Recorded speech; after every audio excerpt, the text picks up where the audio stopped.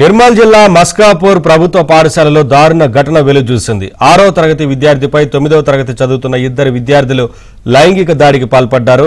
ఈ నెల 21న అర్ధరాత్రి 2 గంటల సమయంలో జరిగిన ఈ ఘటన ఆలస్యంగా వెలుగులోకి వచ్చింది. బాధిత విద్యార్థి జరిగిన విషయాన్ని తల్లిదండ్రులకు చెప్పడంతో వారు ప్రిన్సిపాల్ దృష్టికి తీసుకెళ్లారు. వికృత చేష్టలకు పాల్పడిన ఇద్దరు విద్యార్థులకు టీసీ ఇచ్చి ఇంటికి పంపించినట్లు ప్రిన్సిపాల్ తెలిపారు.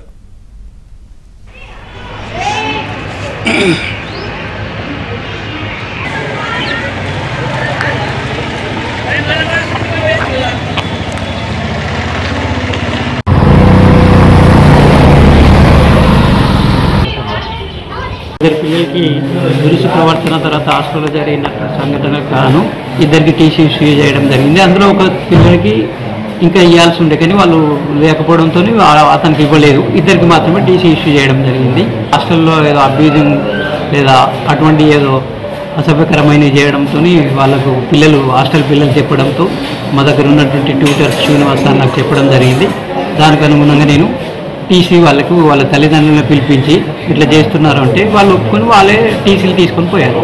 మా దగ్గర యోగా జరుగుతుంది. తర్వాత అప్పుడప్పుడు పోలీసు వాళ్ళు వచ్చి కూడా చెప్తా ఉన్నారు. మా పాఠశాలలో గత సంవత్సరం కూడా జరిగింది ప్రోగ్రామ్స్.